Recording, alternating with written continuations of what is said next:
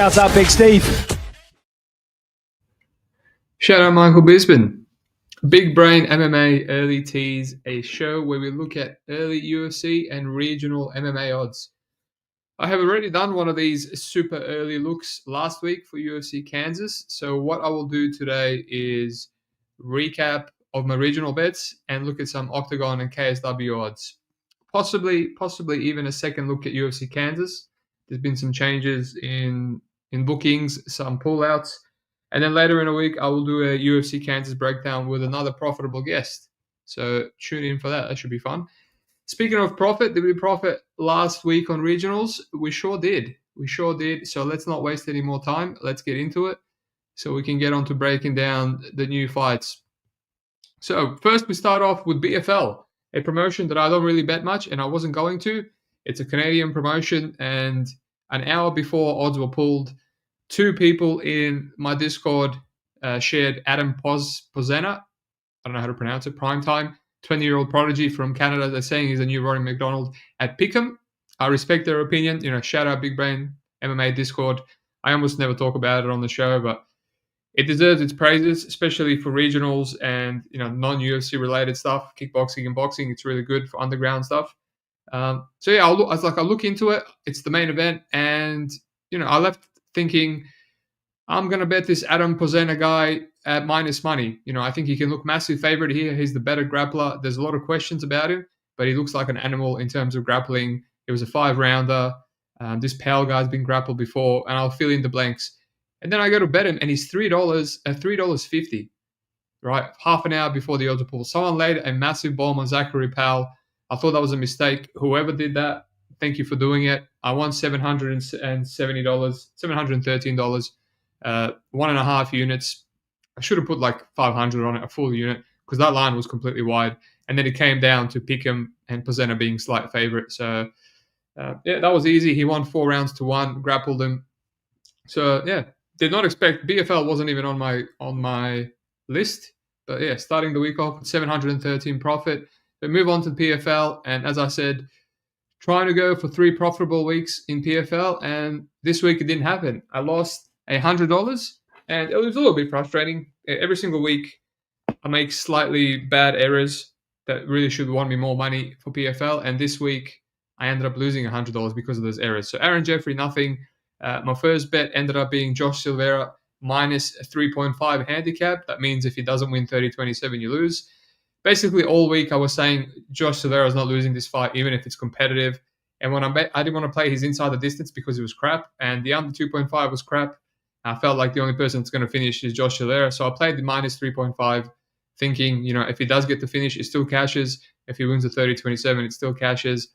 And the whole time I felt like he's going to win a close decision. I should have just laid the chalk or parlayed him with someone. So I lose a 29-28 there, so I'm $240 down. That's a bit frustrating. I was scared to play Alfie Davis, but I'm like, nah, don't be scared. Just lock it in. I only played it to win half a unit, 255. Spinning back elbow, look, it's a bit mean, but I felt like, Collard completely washed. What is that? 1 win in 5 fights now. So break even, we're good. Had a little bit of JJ Okocha sub, $5. I didn't want to play the under 2.5 rounds because I had a feeling the finish was going to come late in round 3. That's when he almost submitted Mansui Banui. And man, he finishes him with 18 seconds to go, but it's KO. So I lose $50 there, and I say to myself, that could have been the one. I could have played JJ inside the distance. I didn't even bother looking. So that one peed me off a bit. Dalton Roster, I said I like the money line. Didn't play it. It is what it is. Nothing on Gadzi. And then Fabian Edwards, Kasaganai. I thought about playing Impa when the line closed in. I'm glad I didn't. I thought the speed difference was going to be massive, and I played $50 Impa KO. And right before the fight started, I saw the under at $3 something, and I was like, man, Fabian's going to KO him now. And my gut was like, you should have gone with the under instead, and he KOs him. So that's another $50 lost. So pretty much lost $100 from the $50 poke on JJ Sub and Fabian Edwards and Impa KO. And same as last week, I played Velasquez KO when the under was massive. She got finished. I played Liz Carmouche round 3. She finishes in round 1 when Liz Carmouche finish was plus money as well. So a little lesson in being scared with your money or being greedy. Just play the safer option if the odds are big enough. So, but that's fine. Lost $100, but still 600 up with BFL. But a little frustrating because the reads were good, right? The reads were good. And then we go on to LFA, right? I only had Cara. I had Cara Greenwell here, 150 to win 450, almost a unit. Look, I couldn't get a proper read. The only thing I knew is this line was wide. Cara had 2 years off, and Leslie Hernandez, she was on Contender Series. She always fights close. And yeah, Cara lost the first round pretty clear on the feet, and then she kept coming forward, homering, took her down, submitted her, and won 450 there. And then the totals on this card opened really, really late. They were only $100 units. I said to myself, I'm going to tape it anyway. Let's see if I can find a good play. I'll put $100 on. Maybe I'll rebet it, put another $100 on. Free money is free money. And this Cheyenne Bowers versus Elizabeth Rodriguez, the under 2.5 rounds was plus money. And I thought it was very, very live for Cheyenne to finish her. She finished her in round 1. I won $150 there, peanuts. But when you add it to the 450, that's $600 on LFA. So we keep on rolling. Good regional weekend. And then we ended it with Cage Warriors. I really didn't get much time to tape this. Cage Warriors is really, really low level these days. It's hard stuff to tape, especially when you've grinded, on other promotions, PFL, 3 other promotions, and then you get to this low level, regional UK fighters. It's tough. Basically, I had a decent bet on Wesley Meyer. He would have beat the crap out of Reese, and that fell off. And then last minute, I poked Paul McBain. He went up to $1.70. I remember him being a massive favorite. He went up to $1.70. So obviously Bailey Gilbert took some action. I was like, that can't be right. Paul McBain is quite a good fighter. I saw that it was his retirement fight, but I'm like, this isn't the guy he's retiring on his own terms. He had a really good fight. Last couple of fights, he had really good fights. And Bailey Gilbert really should be 0-3 in Cage Warriors. He was lucky to win the last fight against Albert Diaz. Diaz lost 2 points on his first foul. And he was up 2-0, and he lost round 3, and he lost 28-27. So really unfortunate. And then, Bailey Gilbert lost his fight, and Paul McBain, won 2 rounds to 1 and retired into the sunset. So I had $500 there to win 370, or a little bit less actually. 270. I thought I had more, but I didn't realize I miscalculated until the next day. But I tipped out a unit, so the Discord did well. So yeah, all up, I do a little overview for April. So 700 BFL, minus 100 PFL, 600 LFA, and 270 on Cage Warriors. So that's all right. Can't really work it out. 1,300. Last week was 1,300. So April's looking okay. I'm over 2K, considering I started, with a losing weekend. When I lost the $1,500 bet on Luis Garul against Ode Osborne. So it's all going well. I'm really looking to next week make at least 3-4 units. Get us close to 10 units. And yeah, if you're following me from the start, this is my 7th year gambling, and it's the first time I had a losing January and February just because of wedding commitments and whatnot. I was $3,500 down halfway through February. So yeah, now we're in profit, over $2,000 profit. So things are going well, and I'm just looking to keep on smashing it, cucking the bookies, right? So let's move on to some regional leans, right? So Oktagon 70, one of my favorite promotions. Followed, I would say, second favorite regional promotion after KSW, which we'll speak about next as well. The odds for this are both on Bet365, and I know a majority of the guys that are fighting in KSW and Oktagon, sometimes they get new people. So if I don't know them, obviously this is pre-tape leans. I will just move on.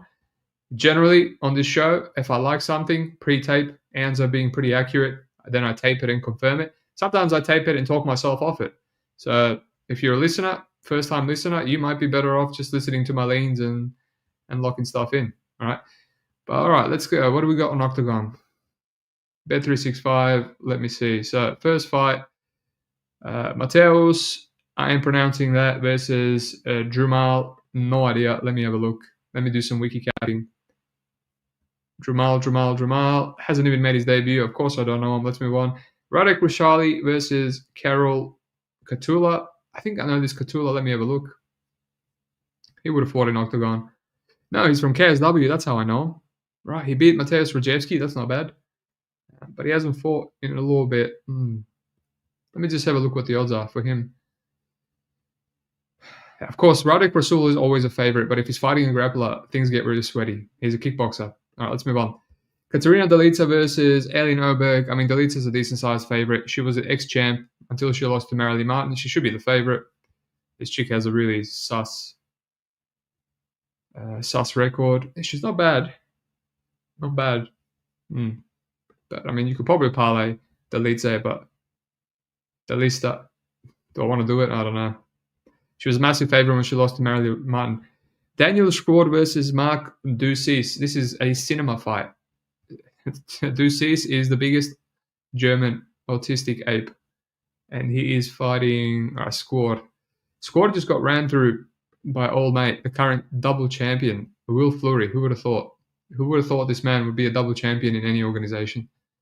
But when you take some good supplements, right, Squad is a little bit washed, 36. He's beat Ante Zovak. Yeah, it doesn't mean anything. Zawada. All his wins are average. Got knocked out by Montagnac. Right. Ducis. I think Ducis needs to finish him because this guy's cardio is dreadful. He got finished by Langer in the first round. Scott Askham beat him. A washed Scott Askham. Yeah. I mean, Squad at minus 200. I'm telling you right now, I'm not interested. Andrei Kalashnik versus Mate Kertes. This is a pretty high-level fight for welterweights in Oktagon.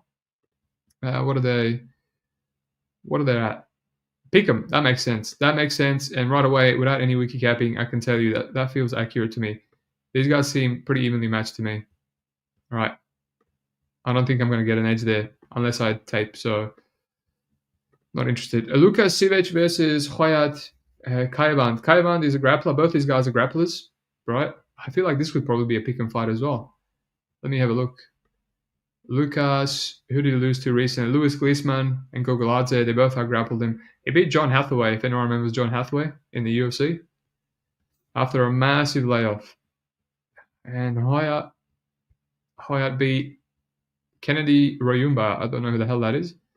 Alrighty, where are they at? Wow, Civic is minus 200. That's interesting. That is interesting. This feels like a pick 'em fight to me. Sivak is 33 and a grinder. Will he be able to outgrind another wrestler? That's very interesting. A very interesting line to me. That finally has stuck out. I'll look at that first when I get a chance. Piotr Wawriniak versus Marek Mazuch. This is, Piotr, an ape grappler, judo black belt, and a come forward throw guy versus Marek, who is a massive power ape with his striking. He's just knocked out Deo Zawada means nothing. Jamie Cordero, not bad in round 3. Zawada's got no chin. He pretty much knocks out everyone, but he was also knocked out by Matalo in round 1, which is mad red flag. Also, George Bueno submitted him in round 1, another red flag. But he can kill anyone. Piotr is relatively durable. He just lost to Patrick Kinsel. He beat Andres Michailidis. I bet him there. He was a slight underdog. He hasn't fought since. He beat Vlasto Chepo, who's fighting on this card. I bet him there as well. It was a short notice and an underdog. Basically, Chepo has no ground game. This is interesting. What's the odds? What are the odds? Mariniak, wow, minus 200, Piotr. I mean, I guess they're thinking his chin's going to do all right. It will probably take Mazuch down. But Mazuch can kill anyone. That's dog or pass for sure for me right now. All right, good stuff. Let's move on. Ion Sudu versus Christoph Jotka. Now, this is part of the middleweight tournament. So was the previous fight. These guys, I guess they're fighting for this prize money at the end. Sudo is the welterweight champ, and he's coming up. Right, Sudo is a little bit chinny, but he also has power. And how is he going to handle fighting at middleweight? Jotka's been winning some fights at FNC, well, only one, which is a pretty good Croatian promotion. And he fought that at light heavyweight, no, middleweight. Other than that, his Will Fleury split decision loss in PFL is kind of aging well. Fleury was on all the supplements as well. Interesting fight. Let me see. Sudo. Sudo's 29. Has he ever been at middleweight? He's been armbarred. This is an interesting fight. He's not really chinny, old mate. So I don't know if Sudo can knock him out. But also, Sudo has never fought. There's no fights of him at middleweight. This is an interesting fight. Well, is it close to pick him? Surely. It is. Exactly pick him. Yeah. No interest, but I'll have to look into it. Vlasto Chepo, the guy we just spoke about, Serbian dude that can barely speak any Serb, versus Ethel Kartal. I don't actually know this Kartal guy. Chepo is an ape. They'll throw hands. Now, let me wiki cap him. Nah, never fought. Oh, he fought in Oktagon against David Zawada. He got knocked out at the end of round 1. And also had a knee injury against Jungwirth. There is a chance that this Kartal guy is not very durable, which will fall right into the hands of Chepo. I don't know. I need to tape him. What are the odds? Chepo minus 200. That makes sense at first glance, but I'm not rushing. Not rushing. Chepo minus 200. Mallory Martin, Eva Durth. Mallory Martin just dethroned Delisa, which was a very impressive win. She was a massive underdog, and she looked very improved. Not the flaky Mallory Martin. Apparently, she started training. She was about to retire as well before that fight. So, what a turnaround! All right. So this Eva Durth is not good at all. She's just a grinder. She's lost to Delisa before in a title shot, and lost to her twice actually. And then won a fight in Dynamite MMA against a 6-6 via decision, absolutely zero finishing upside. And now she's getting a shot at Martin. Look, the new improved Martin should beat her.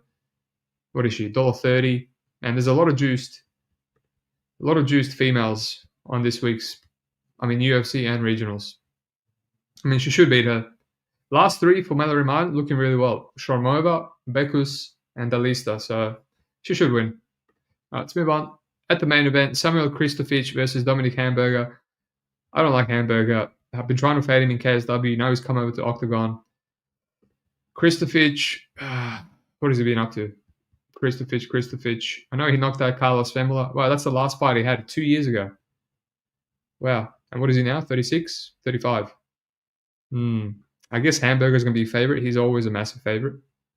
Wow. Dominic Hamburger is $2.20. Interest. I am very interested. Alrighty. That one I got to tape first. Let's move on to my official favorite promotion in KSW. Alright, so what do we have? A lot of freak show fights, per usual. Michal Tunsky versus Denis Gorniak. This is a heavyweight shit show. Gorniak, I actually bet Gorniak last time. I fell for the hype. He was in prison, came out, lost a lot of weight. Took a couple of leg kicks from a grappler and he just folded. What is he? What is he going to be now? Let me check the odds on Bet365. It's a pick and fight. Wow. Let me remind myself about Turinsky. I think this guy's a kickboxer. Right, he is. Kickboxer by trade, and he won his KSW debut with a forearm choke. He should be the favorite, right? Dennis folded to 2 leg kicks. And now he's fighting an actual kickboxer. Look at this man. Flintstone. Wow. I'm tempted. Alrighty. Krakowiak versus Adam Nezvez. That's probably not correct. His Polish names are wild. This guy got knocked out by Tushev. Alright, he's a bit of a grappler. I remember this guy, not too bad. Adam, I remember this kid too. He's a bit of a spud. Victor, he got a guillotine choke. I think this guy is right. He gets a lot of subs. Or he gets knocked out. Interesting fight. He probably should be the favorite. Let me have a look. Right, yeah. Marcin minus 200. Not too sure. We'll look into it. He's just coming off a KO loss. Simon Bayor versus Augusto Sakai. Bayor is this very chinny grappler with not much finishing upside. And Sakai, we know Sakai, right? From UFC, or lumbering Muay Thai heavyweight. I haven't watched this fight for the title versus Philip De Vries just yet. Apparently it was a snoozer, typical. But I think apparently he did much better than expected against the champ. So this is a massive step down against Bayor. Bayor just lost to Mateusz Scheffel.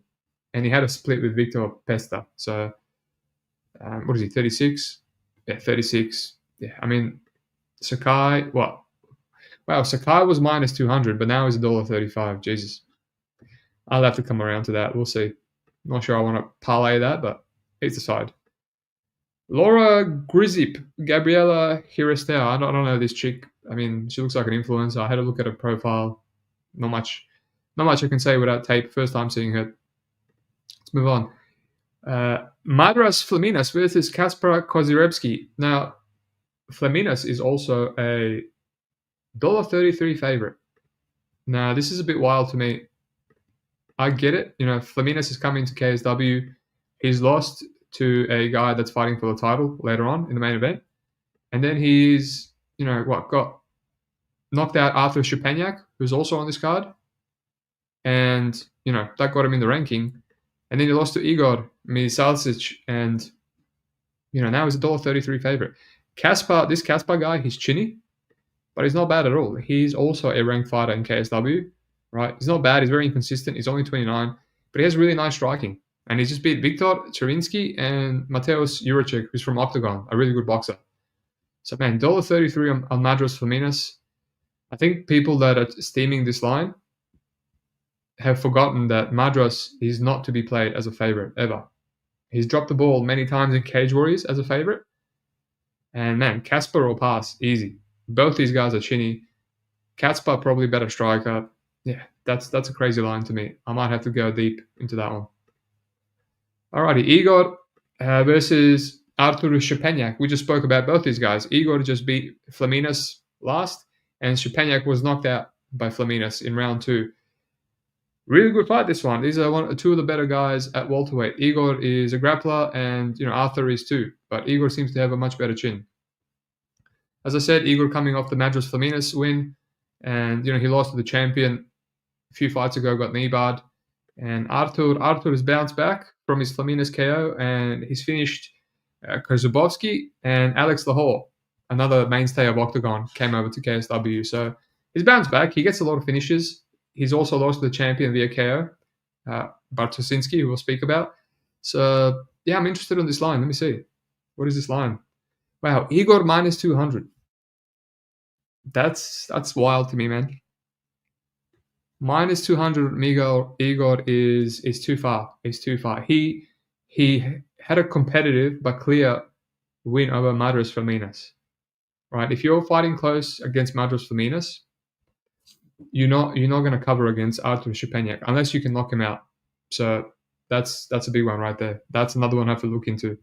So a lot of dogs are standing out to me, and I know these dogs. I know these fighters. I've taped them before, and they're the mainstay of KSW. So speaking of mainstay, Artur Szpilka, Errol Zimmerman, these are two fighters, strikers transitioning into MMA. There's a lot of these fights in KSW.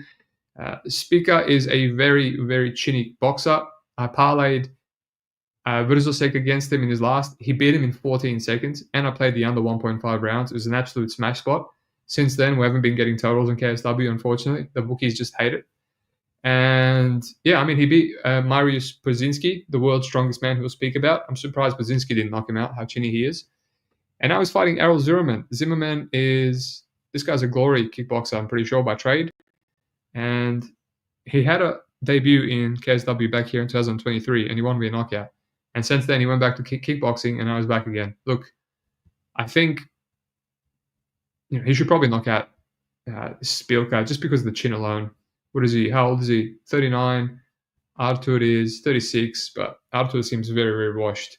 So, yeah, because of that, Errol is minus 200. It makes sense. I don't think Errol is as good as Vrzosek, who is now ranked in KSW, but we'll see. We'll see. I'll do some tape. Speaking of tape, Mariusz Puzinski, world's strongest man versus Eddie Hall, another world's strongest man. Man, what to make of this fight? What can you possibly tape that's going to give you this breakdown? Eddie Hall has had one MMA fight, I'm pretty sure. Or it says 0-0. So, exhibition boxing fight to Thor Bjornsson, the other strongest man, and he lost in 2022. And now he's fighting, Puzinski, who's got so many MMA fights. He's 17-19. Right, props to this lord. He's actually really trained and gotten better at MMA. But the man is coming off 2 losses. Artur Szpilka losing to that really, really chinny boxer who he had a ground game advantage over, and he gassed.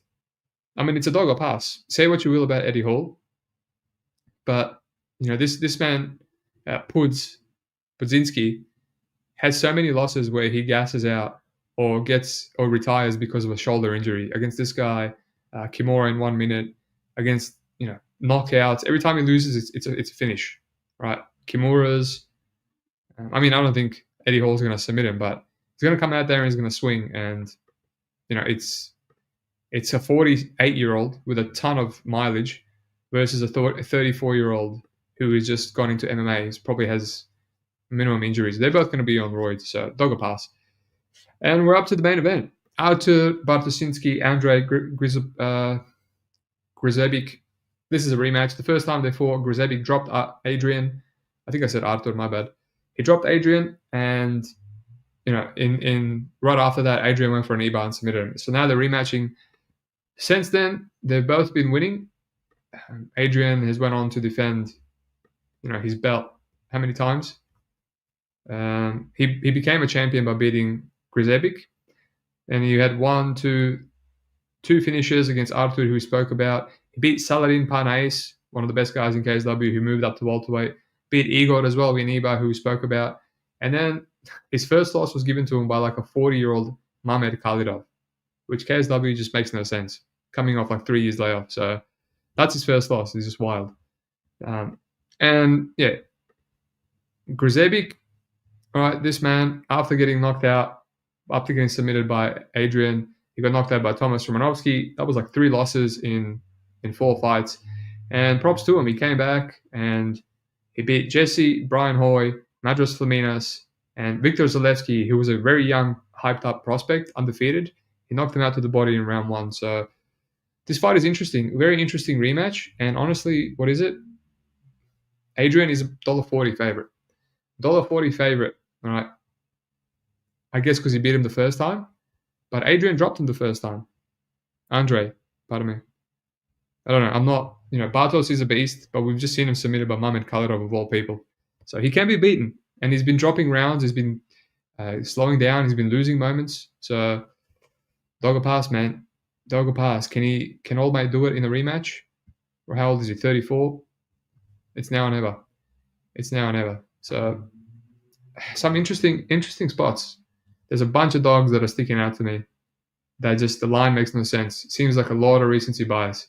Kaspar, Artur, Eddie Hall maybe, and the main event. Maybe some others too, but Oktagon a little bit less, but there's some fighters that I'm not familiar with in Oktagon. I have to do more tape. And there's a lot of accurately pick-em fights, in my opinion.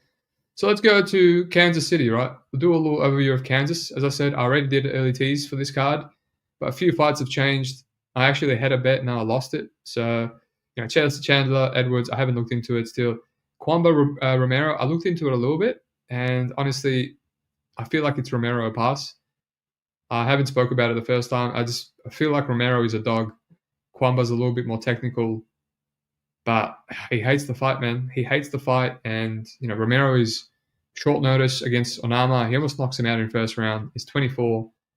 I feel like he will improve more. Yeah, that's how I'm leaning, but it's a competitive fight, and I don't really want to play pick'em or minus money on anyone, so they could be evenly matched.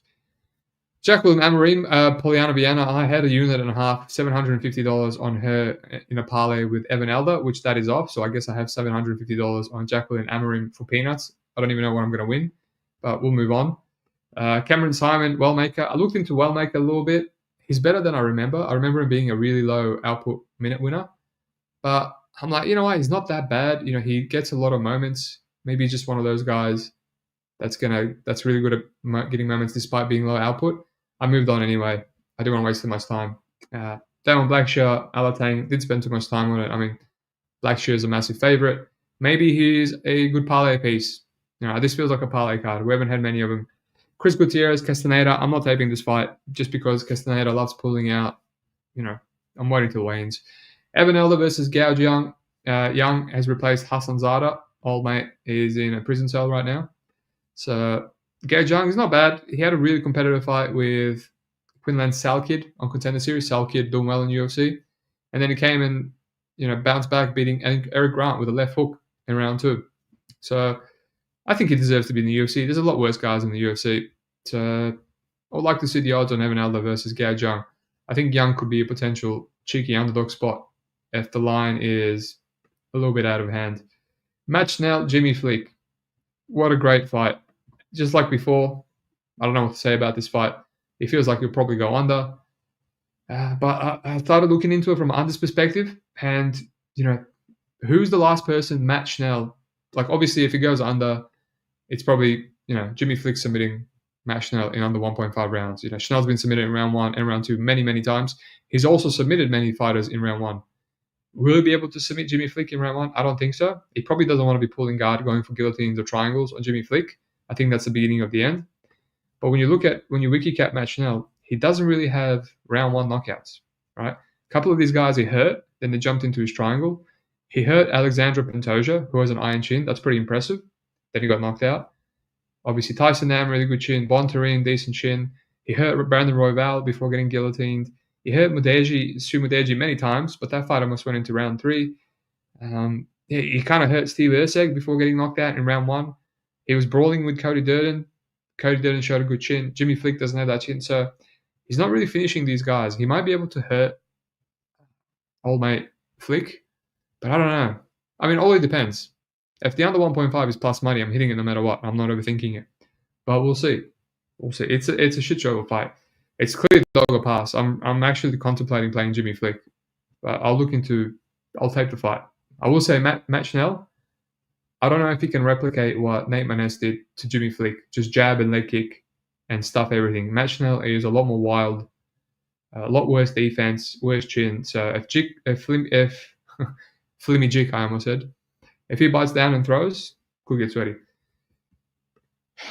Ikram, Andre Muniz, I mean, whatever. Ikram's still a massive favorite. Let me have a look. Wiki cap a bit. Muniz, right, he beat Park 2 years ago, Jesus. Got knocked out by Paul Craig, finished by Brandon Allen. I don't know, can Ikram knock him out? That's probably what everyone's going to think. Whatever. The under 1.5 is probably going to be way too juicy. Randy Brown, Nicholas Dalby. Some money's come on Randy Brown. Ain't no way I'm playing it. It's Dalby a pass for me. Michel Pereira versus Abus Magomedov. I regret not playing Pereira. He went up to $1.70, 10 cents better. Someone hit Abus.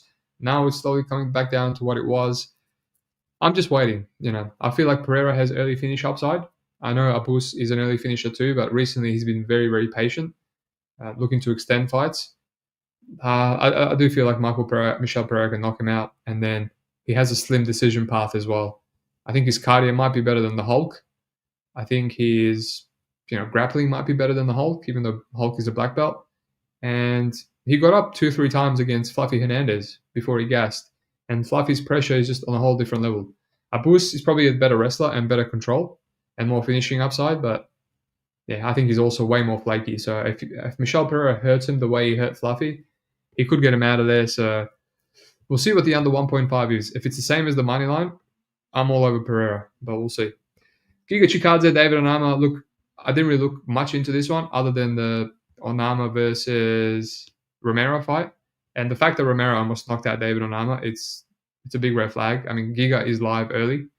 So dog or pass, I guess. Onama just loves getting hurt, dropping rounds early. So Anthony Smith, Zhang, I reckon this under 1.5 is going to be way too juicy, and I have a feeling Smith is going to survive. I just rewatched that Reyes fight, and he ate a lot of shit against Dominic Reyes. He's still, you're looking at that fight now with Krylov. One punch, he was out. Obviously, Krylov came in like an idiot, but Anthony Smith was like letting him tee off on his head, and this guy's still tough. So, and then I just have questions. I haven't seen Zhang out of round 1 in how many years, and whenever he goes out of round 1, he loses, and he's been finished in round 1 too. So, can Smith do it? I don't know. There's no happy endings in retirement fights unless you're Brian McBain, right, from Scotland. And alrighty, main event: Gary Machado versus Carlos Prates. I still like Prates. I'm just waiting. A bit of money's coming in on Gary. The best Prates has gone up to was $2.15. Tempting. That's tempting. I still have a couple of fights. I want to rewatch the Jeff Neal, and just look at some hidden underground Prates fights that we haven't seen before. I want to watch him. I already watched his ONE FC fights, where he goes to decision to see his cardio, and maybe watch Ian Gary versus. Neal I already said, but maybe Carlos Prates versus Mitch Ramirez, which I kind of skipped because I watched it so many times, and just fill in the blanks and then go, all right, let's see how this goes. I feel like if Ian Gary wins, it's going to be the biggest slim margins win like all his wins, right? He's slim margining Jeff Neal, Michael Page, even Neil Magny. He couldn't finish him, right? Song Kanong, that's not aging well. Yeah, he knocked him out. Took him 3 rounds, and he got dropped bad in round 1. These wins are not aging well. Darian Weeks, like he's a winner. He's a weasel. He's going to be one of these guys that's going to be edging. He almost edged Shavkat Rakhmonov, for goodness sakes. But Shavkat looked awful in that fight. Hey, I just think my gut is just saying, man, there's levels. There's levels, and there's a lot of hype on Ian Gary. You know, people hate him, but they've come around to how good he is, right? Especially because of that Shavkat fight. But I'm actually thinking Carlos is the one that's actually really, really good. And I feel like people want to fade Carlos because they think this is this hype job Brazilian guy that's KO or bust. But I think we're going to see finally someone take advantage of Ian Gary's shithouse striking defense, right? So it's Carlos Prates for me. I'm going to lock it in. Just not sure when. We'll see. I need more hype. I need more Ian Gary hype. But yeah, that's it. I just have $750 on Jacqueline Amorim straight. So I'll see what I can do with that. And yeah, I mean, other than that, Jimmy Flick tempting me, Pereira second closest, and Prates. So there will be bets. There'll be minimum 3 bets.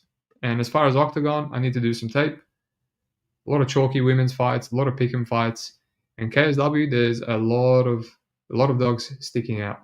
Kasper, Artur Shepaniak, Errol Zimmerman minus 200 maybe, Andre in the main event, Eddie Hall maybe. Yeah, that's it.